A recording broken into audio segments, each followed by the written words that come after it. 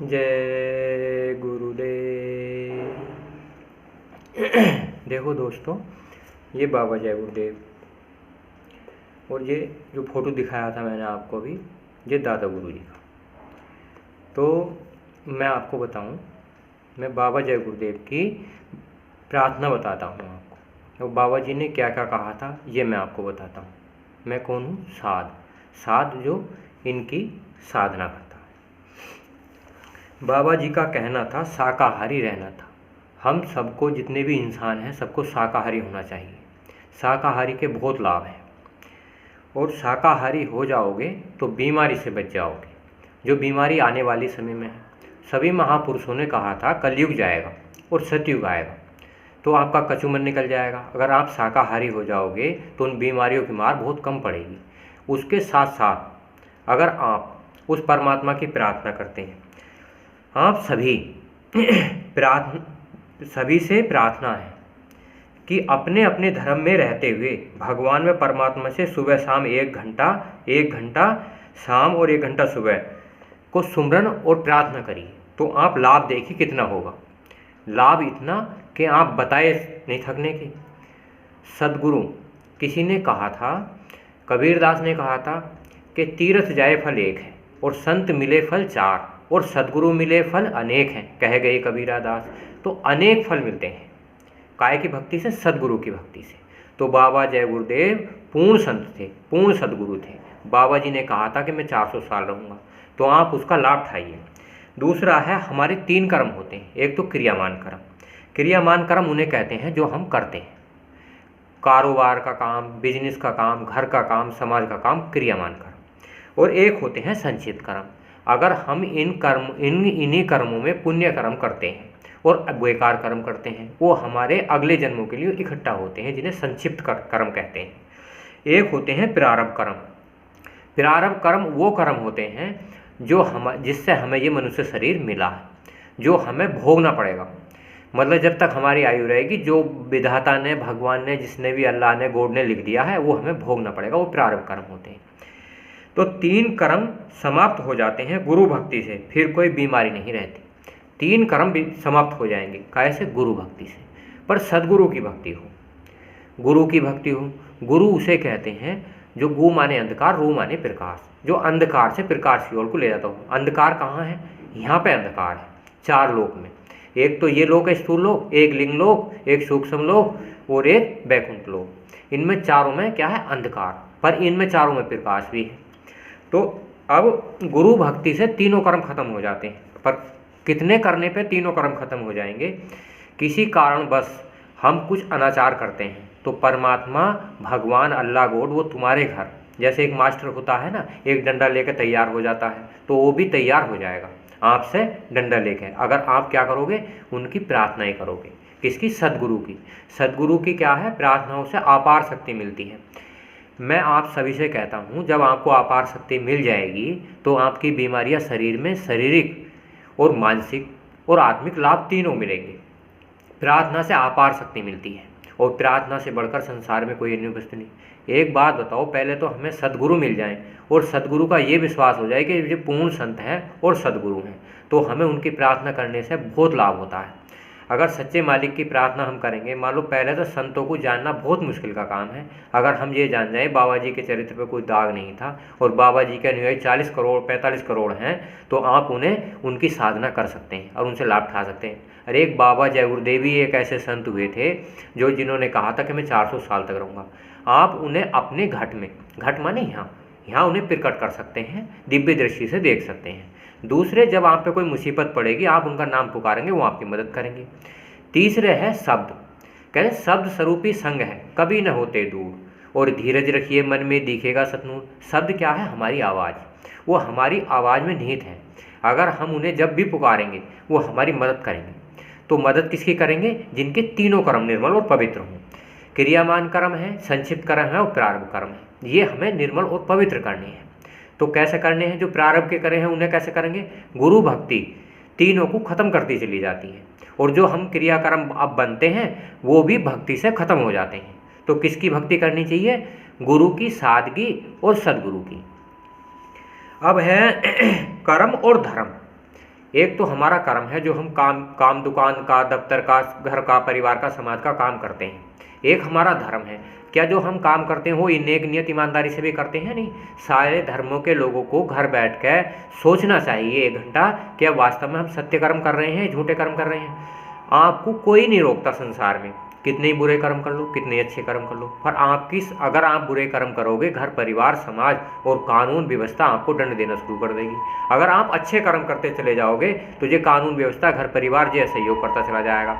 ऐसे ही भगवान, जो भगवान है सबका भगवान है, अगर हम अच्छे कर्म करते हैं तो हमारा सहयोग करता है। काहे कि सदगुरु की भक्ति में। अगर हम बुरे कर्म करते हैं तो हमारा सहयोग नहीं करता। तो कौन? परमपिता परमात्मा, वो एक है सभी धर्मों का। तो कर्म धर्म तराजू के 2 पड़े, एक तो कर्म और एक अपना ईमानदारी से धर्म। तो आपको तोलना किसे है? खुद को तोलना है। आप दूसरों को मत थोपो कि वो तोलेगा, वो करेगा, वो जाएगा सत्संग में। अगर आपको कुछ करना है तो आप कर लो, बाकी किसी में मत थोपो। ये गुरु भक्ति अपने लिए है, क्योंकि 16 रचनाएं हैं। काम क्रोध लोभ मोह अहंकार रजोगुण तमोगुण सतोगुण, और शील क्षमा संतोष विरह विवेक, सेवा सत्संग और भजन। ये किसे करने हैं? आपको ही तो करने हैं, कोई और नहीं करेगा।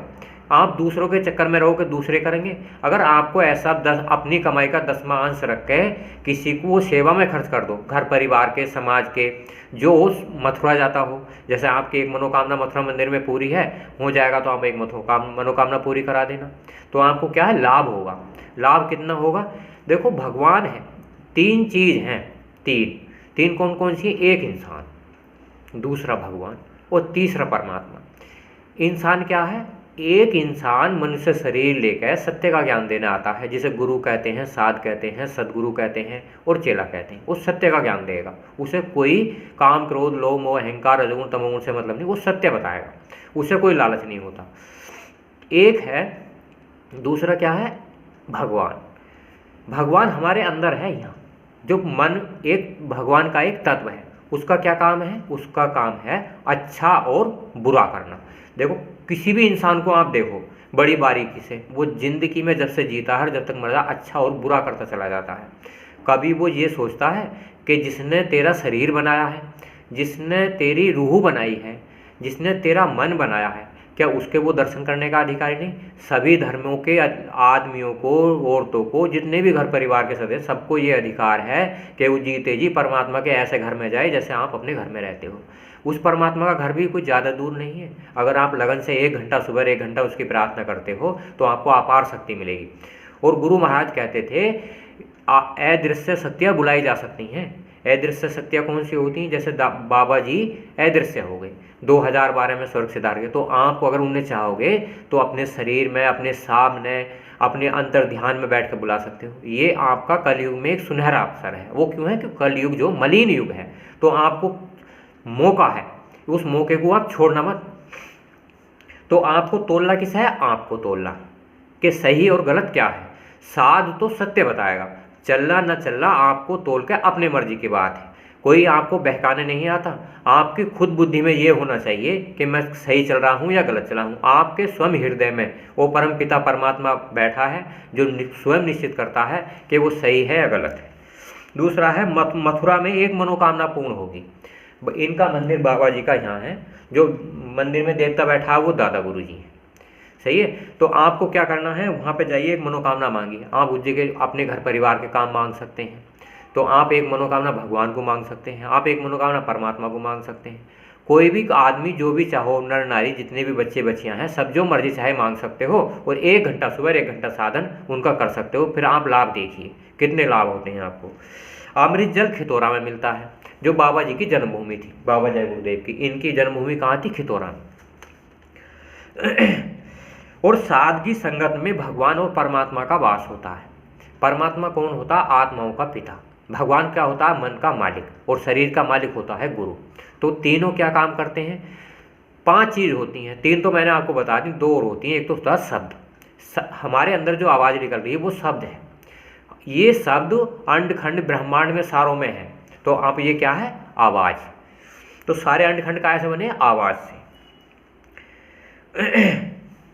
जब आपको इतना सब कुछ मिल जाएगा, सादगी संगत मिल जाएगी, अपार शक्ति मिल जाएगी, तो आपको और क्या चाहिए? आप लगन से 1 घंटा सुबह 1 घंटा शाम प्रार्थना कीजिए।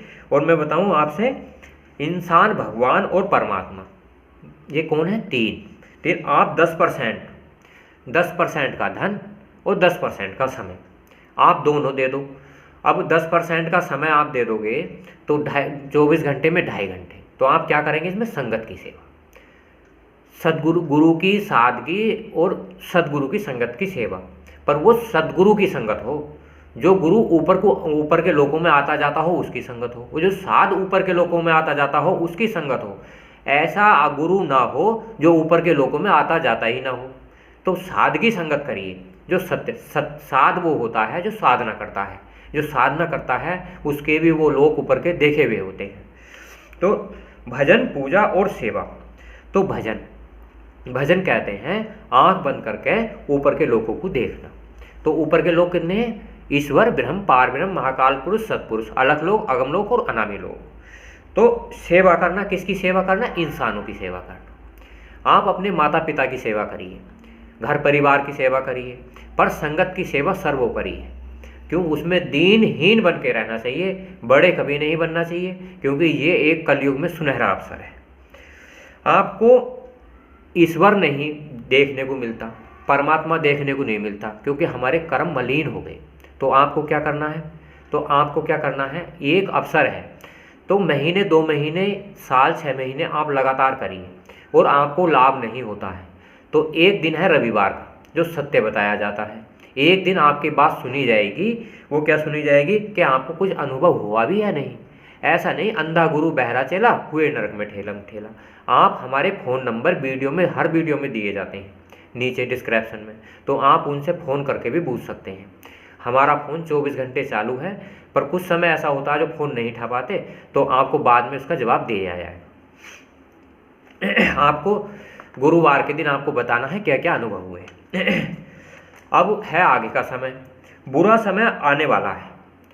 सारे संत महापुरुषों ने कहा है, कृष्ण ने कहा, राम ने कहा ऐसा कलयुग आएगा, हंस चुकेगा दाना तिनका, कौवा मोती खाएगा। तो बहुत बुरा समय आने वाला है। चालाकी, बुद्धिमानी और ज्ञान ये आपके काम नहीं आएंगे। तो क्या आएंगे? सेवा, सत्संग और भजन। आपके 3 काम आएंगे, सेवा, सत्संग और भजन। आप इन्हें लगन से करिए। तुम बताओ, और कितना समय दीजिए? 2.5 घंटे का। बस 2.5 घंटे में वो परमपिता परमात्मा खुश है। बाकी सब अपना घर परिवार के, समाज के ताई करिए।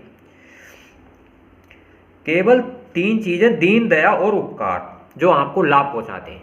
दीन मतलब छोटा बनना, दया मतलब जीवों पर दया करना, उपकार मतलब अपना कमाई का 10वांश खर्च करना। तो आपको क्या होगा? लाभ होगा। सभी धर्म पुस्तकों में लिखा है सत्य पर चलो। सभी धर्म पुस्तकों पे लिखा है कि सत्य पर चलो। और युग परावर्तन होगा, फिर मत कहना किसी ने बताया नहीं था। युग परावर्तन होगा, फिर मत कहना किसी ने बताया नहीं था। तो कलयुग जाएगा और सतयुग आएगा, तो आपका कचूमर निकल जाएगा। तो देखो दोस्तों, मैं आपसे हाथ जोड़ के प्रार्थना करता हूँ, आप बाबा जय गुरुदेव की प्रार्थनाओं को पढ़िए और आप 1 घंटा सुबह और 1 घंटा शाम समय दीजिए, तो आपको बहुत लाभ होने वाले हैं। कोई आपको लाभ नहीं मिलता है। बहुतों पे देखा होगा ना, समाज में बहुत आदमी दुखी होते हैं, आस पड़ोस के, मोहल्ले वाले के। ये वीडियो आप दिखाइए, उन्हें सबको दिखाने से बड़ा लाभ होगा। और लाभ होने से उन्हें प्रार्थना करने की एक रुचि जागेगी। जब प्रार्थना करेंगे, कोई एक मेरा ही मालिक थोड़ी है, मेरा ही भगवान थोड़ी है, भगवान तो आप सबका है। जिसने मनुष्य शरीर धारण करा है उसे देखने का अधिकार सबको है, और ये सुनहरा अवसर है। आप घर परिवार के बहुत आराम से काम करिए, पर इससे आप 1 घंटा सुबह 1 घंटा शाम, आपको जो ऊपरी चक्कर होते हैं ना भूत प्रेत के, 1 घंटा आप करके देखिए, आपको 40 दिन में 50% फायदा हो जाएगा। गुरुजी सीधे डायरेक्ट जल्दी ठीक नहीं करते, क्योंकि आदमी गुरु भक्ति छोड़ देता है। तो आपको धीरे धीरे मथुरा जाइए, खितौरा जाइए और भूत प्रेत के चक्कर भी खत्म करते चले जाइए। तो आपको कितना लाभ होगा? बहुत। आप करते जाइए और आपको अपार शक्ति मिलती चली जाएगी। वो शक्ति किसी से कहना नहीं और किसी से बताना नहीं।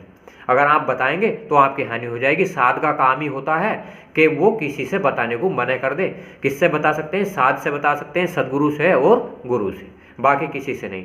तो आपका हाथ जोड़ के हमारी प्रार्थना है, आप इस वीडियो को लाइक कीजिए, शेयर कीजिए। जय गुरुदेव।